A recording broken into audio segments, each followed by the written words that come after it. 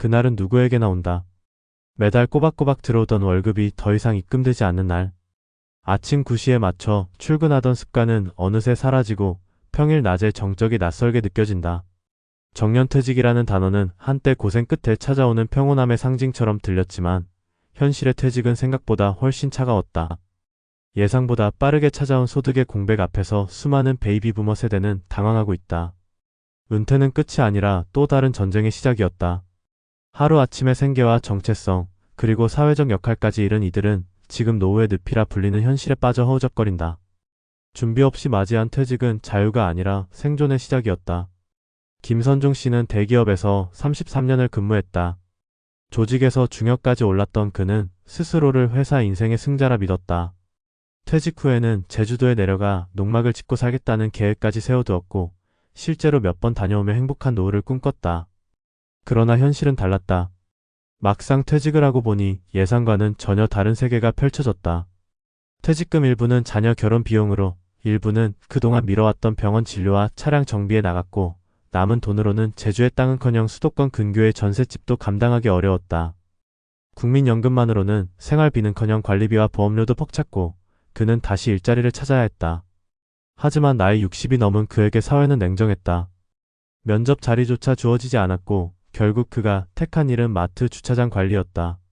한 달에 3번은 무릎에 파스를 붙이고 열흘에 1번은 병원 물리치료를 받으며 근근히 버틴다.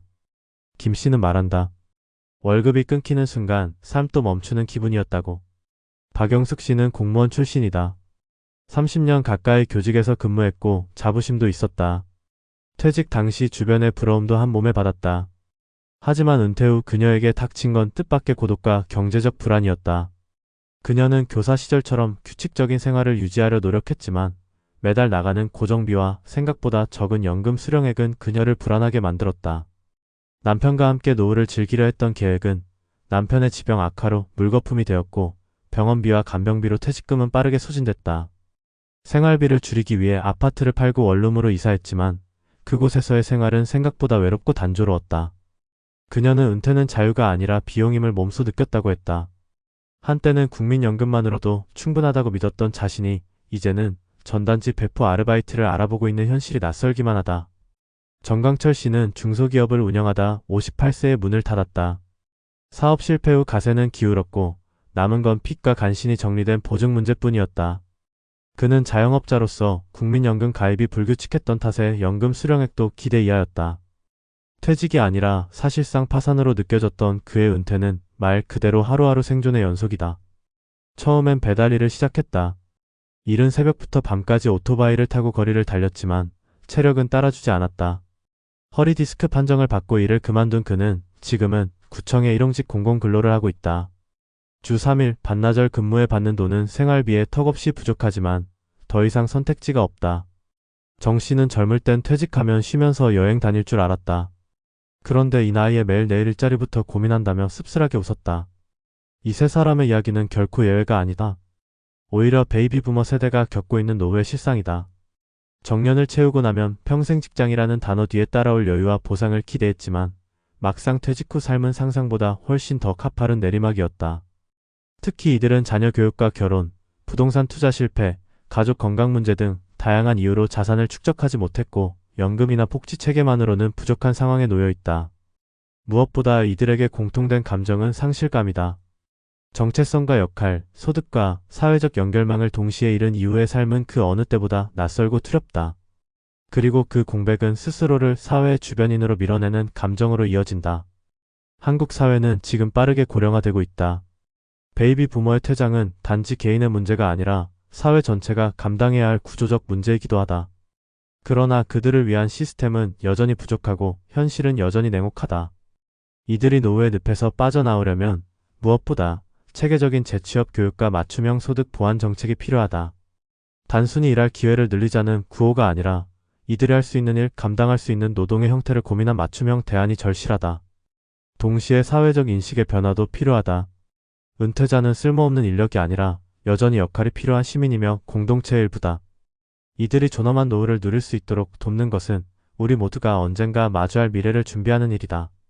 월급이 멈춘 그날부터 이들은 단지 돈이 아니라 삶의 방향을 잃었다. 이제는 그들에게 다시 길을 안내해줄 새로운 사회적 나침반이 필요하다.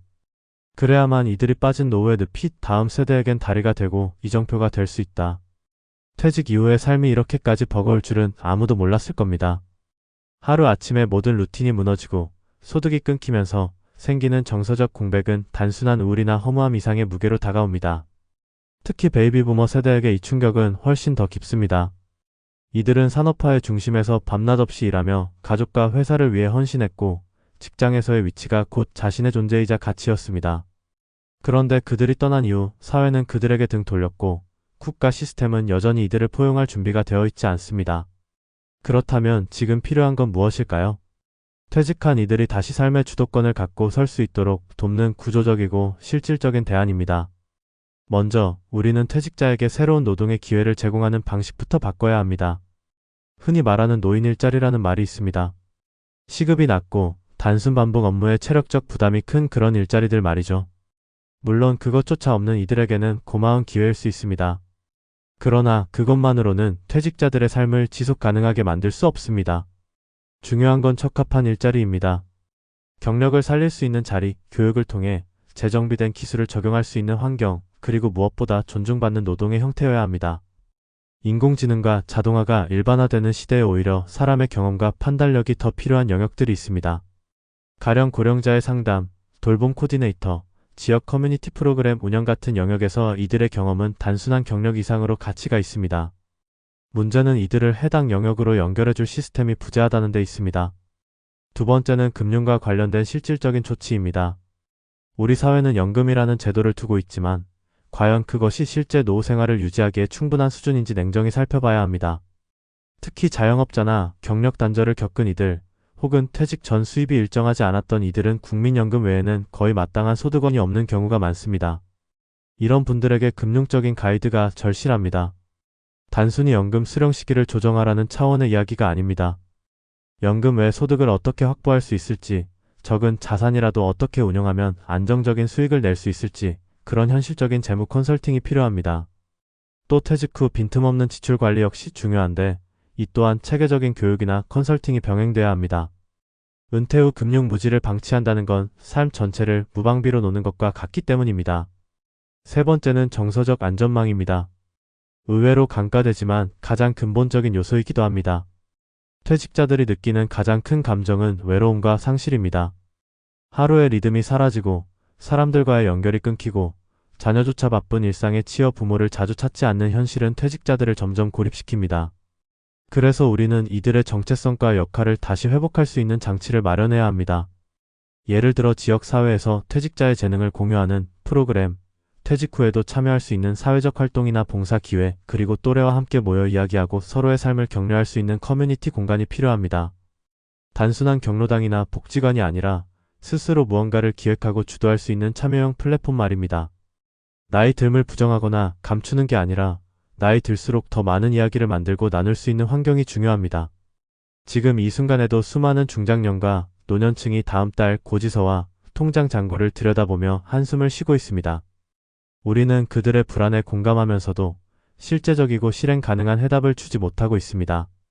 정부도 기업도 개인도 이 문제를 외면할 수 없습니다. 누구나 결국 그 자리에 도달할 것이기 때문입니다. 그래서 필요한 건 단순한 복지 확대나 시혜적인 정책이 아닙니다. 은퇴한 이들이 스스로 삶을 다시 설계하고 자기 발로 서서 걸어갈 수 있도록 만드는 생애 전환 전략이 필요합니다. 퇴직 후에도 배울 수 있고 일할 수 있고 기여할 수 있다는 믿음을 줄 수 있어야 합니다. 그리고 그 믿음은 정책과 제도, 사회적 문화 속에서 구체적인 형태로 존재해야 합니다. 무엇보다 중요한 건 인식의 변화입니다. 나이 들었다는 이유로 불필요하거나 무력하다고 여기는 시선부터 바꿔야 합니다. 경험은 자산이고 인생은 끝나는 시점이 아니라 전환되는 시점입니다. 퇴직이라는 낯선 문턱을 넘어설 때 우리는 누군가가 미리 밝혀놓은 작은 등불을 찾고 싶어집니다. 그 등불이 될 수 있도록 우리 사회가 먼저 손을 내밀어야 합니다. 정년퇴직이 끝이 아닌 또 다른 시작일 수 있다는 걸 보여주는 사회, 그렇게 우리가 함께 나이 들어갈 수 있는 사회를 만드는 것이 지금 우리 모두에게 주어진 과제입니다. 지금의 중장년을 위한 정책은 결국 우리의 미래를 위한 설계도라는 점, 그 진실을 더는 외면하지 말아야 합니다.